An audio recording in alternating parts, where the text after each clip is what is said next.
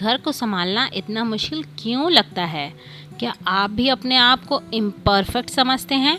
मैं भी अपने आप को इम्परफेक्ट ही समझती हूँ। So hello my lovely home maker, स्वागत है आपका अपने channel enjoy home making life पर। आप सब कैसे? आई होप आप सभी बहुत अच्छे होंगे। जी हाँ, तो मैं कह रही थी कि मैं अपने आप को इम्परफेक्ट समझती हूँ। तो ऐसा मैं क्यों कह रही हूँ? क्योंकि इस दुनिया में कोई भी परफेक्ट नहीं है, लेकिन हम अपने आप को डे बाय डे इम्प्रूव ज़रूर कर सकते हैं। डेली बेसिस पर कुछ ना कुछ नए आइडियाज़ और तरीक़ों को फॉलो करके हम अपने आप को परफेक्शन की ओर खुद को बढ़ा सकते हैं। अपने आप को इम्प्रूव करते रहना, अपने आप को परफेक्शन की ओर बढ़ाना एक नया अचीवमेंट होगा खुद के लिए। तो इसीलिए मैंने भी कुछ चीज़ें स्टार्ट करी हैं फॉलो करना। तो उसके लिए मैंने डेली सोचा है, डेली नहीं तो अल्टरनेट डेज़ पर किसी एक एरिया को लेकर उसे क्लीन करके ऑर्गेनाइज़ करने का टारगेट रखा है, जिससे कि मेरा घर वेल ऑर्गेनाइज्ड और मेंटेन लगे।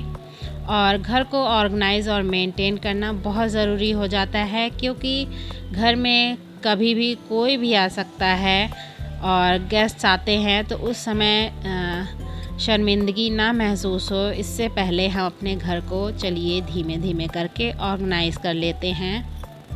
तो जैसा कि स्कूल रीओपन्स हो रहे हैं बच्चों के, तो उससे पहले बच्चों के बुक्स कॉपीज़ को देखना, उन्हें अरेंज करके रखना बहुत ज़रूरी हो जाता है। तो इसीलिए आज मेरा टारगेट था कि मैं उनके स्टडी अलमीरा की अच्छे से क्लीनिंग करके उसे ऑर्गेनाइज़ कर दूं और स्टडी एरिया को भी अच्छे से ऑर्गेनाइज़ कर दूं, जिससे कि वो अच्छे से रेडी हो जाए पढ़ाई के लिए, स्कूल जाने के लिए। वैसे बच्चे एक्साइटेड तो रहते हैं जब स्कूल बंद होकर खुलता है और न्यू बैग्स वगैरह आ जाते हैं, तो और एक्साइटेड हो जाते हैं बच्चे। तो मैंने अपने बेटे के न्यू बैग्स वगैरह परचेज़ कर ली है, और बेटी का तो अभी 1 ईयर ही हुआ है लिए हुए बैग, तो इसका तो अभी बैग सही है, तो इसलिए मैंने उसका नहीं लिया है। फ़िलहाल के लिए स्टडी अलमीरा मैंने अच्छे से अरेंज कर दी थी क्लीन करके, और अरेंजमेंट मैंने नहीं दिखाई थी आपके साथ, क्योंकि वीडियो लेंदी हो जाती, तो इसलिए मैंने छोटे छोटे क्लिप्स ही लिए थे। फ़िलहाल अच्छे से अलमीरा को मैंने अरेंज कर दिया है बच्चों के अकॉर्डिंग, और फिर स्टडी टेबल वगैरह भी क्लीन कर दी है। जो भी विंडो के पास रहती है ना, तो थोड़ा गंदगी आ भी जाती है, धूल वगैरह, तो इसलिए अच्छे से उसे क्लीन करके ऑर्गेनाइज़ कर दिया है। और उसके बाद फिर बेसिक क्लीनिंग करी थी, झाड़ू पोछा, जो कि होता ही है हर घर में।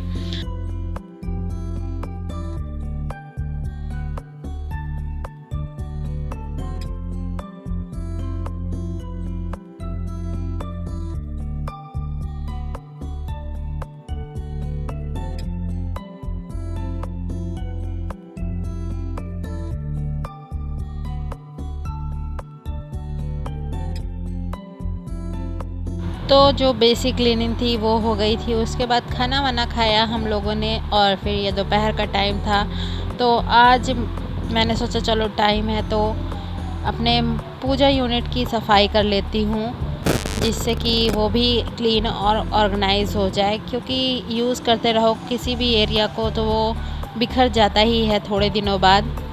तो मैंने सोचा चलिए इसको भी आज क्लीन और ऑर्गेनाइज कर देते हैं। तो मेरे जो पूजा कैबिनेट्स हैं उनमें काफ़ी सामान रखे रहते हैं, तो उनको ऑर्गेनाइज़ करना बहुत ज़रूरी हो जाता है।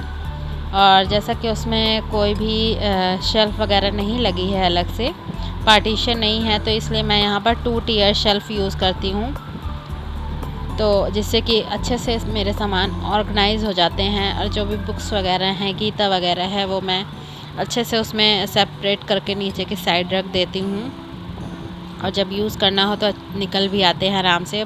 माता रानी के वस्त्र इस बड़े बॉक्स में मैं करके रखती हूँ। जो भी उनकी चुन्नियाँ हैं, वस्त्र हैं, सारे इसी बॉक्स में रहते हैं। और जो आसन वगैरह बिछाती हूँ तो उसे भी मैंने एक बॉक्स में करके रख दिया है। और जो भी अभी यूज़ करने हैं, चेंज करने हैं, उसे मैं निकाल रही हूँ। और देख सकते हैं आप ड्रॉर कितनी भयंकर तरीके से फैल गया है।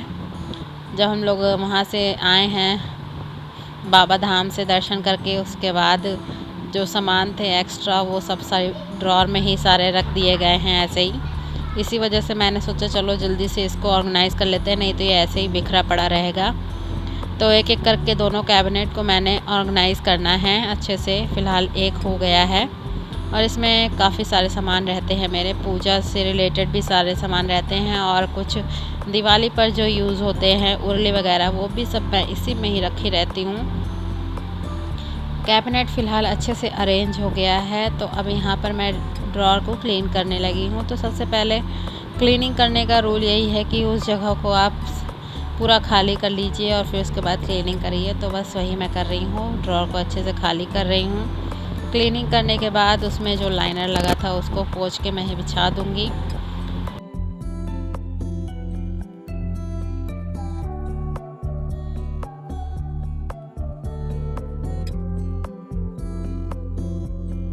और लाइनर के लिए मैंने कोई स्पेशल लाइनर ख़रीदा नहीं है। बस जैसे कि बेडशीट वगैरह ख़रीदते हैं तो उसमें प्लास्टिक की शीट्स निकलती हैं, प्लास्टिक कवर में आती हैं, तो वो कवर्स को मैंने कट करके ही बिछा दिया है। और नीचे के कैबिनेट में मैंने न्यूज़पेपर ही स्प्रेड कर दिया था।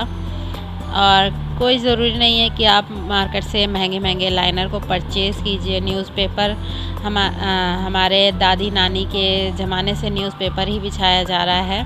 जैसा कि अभी मेरी मम्मी यूज़ करती हैं, पेपर्स न्यूज़पेपर लगाती हैं अलमीरा वगैरह में, तो उसी का ही मैं यूज़ कर लेती हूँ। और लाइनर वगैरह ख़रीद कर उस पर पैसे वेस्ट करने से अच्छा है कि मैं न्यूज़पेपर का ही यूज़ करके बजट फ्रेंडली आइडिया से अपने घर को ऑर्गेनाइज़ करूँ, जिससे कि मेरे पैसे भी ना खर्च होए और अच्छे से ऑर्गेनाइज़ भी हो जाए। यहाँ पर देख सकते हैं मैंने आइसक्रीम के डिब्बे और टिफ़िन बॉक्स कुछ प्लास्टिक्स की पड़ी थी उसको भी ऑर्गेनाइज़ किया है। और कुछ सोन पापड़ी के डिब्बे रहते हैं वो भी रखे थे तो उनका भी यूज़ किया है। कुकीज़ वगैरह के बॉक्स भी निकलते हैं तो उनको भी आप ऑर्गेनाइज़ करने में सामान को ले सकते हैं। बहुत ही अच्छा ऑर्गेनाइज़र बन जाता है ये सब बॉक्स वगैरह। तो इसी तरह मैं अपने घर को ऑर्गेनाइज़ करती हूँ। बिना पैसे खर्च किए घर को ऑर्गेनाइज़ करना है तो इसी तरह जुगाड़ लगाकर ही ऑर्गेनाइज़ किया जा सकता है। और गर्मियों के दिनों में लाइट्स वगैरह बहुत जाती हैं, आप जान ही सकते हैं।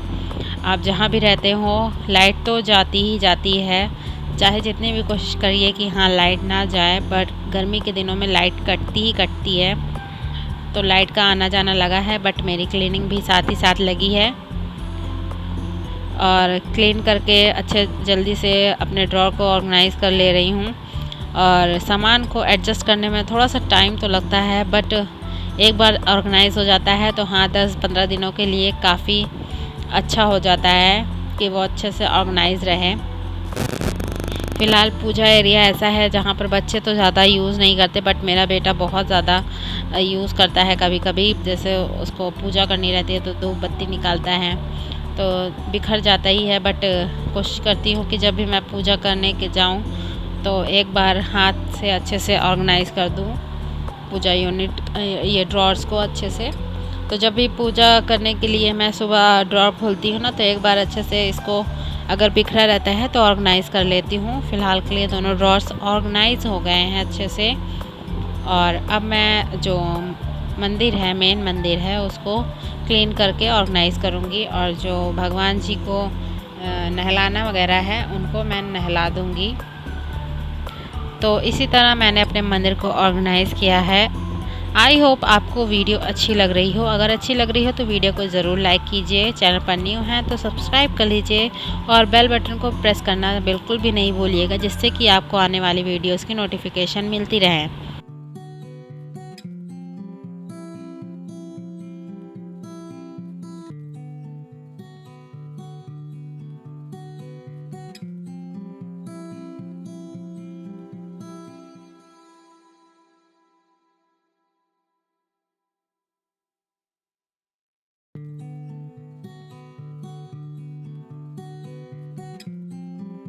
तो लेडीज़ घर को एक दिन ऑर्गेनाइज़ करने के बजाय, एक दिन क्लीन करने के बजाय आप डेली या फिर वीकली एक एक जगह को क्लीन और ऑर्गेनाइज़ करते रहिए, जिससे कि आपको एक साथ कोई भी बर्डन ना हो कि हाँ मैं एक ही दिन में पूरे घर को क्लीन और ऑर्गेनाइज़ कर लूँगी, ऐसा नहीं हो पाता है क्योंकि घर में और भी बहुत से काम होते हैं जैसे कि कुकिंग और डेली की क्लीनिंग, बहुत सारी चीज़ें होती हैं, कुछ भी इमरजेंसी भी हो जाती है कभी कदार। तो इसलिए अपने घर को अच्छे से ऑर्गेनाइज़ करना कोई एक दिन का काम नहीं है।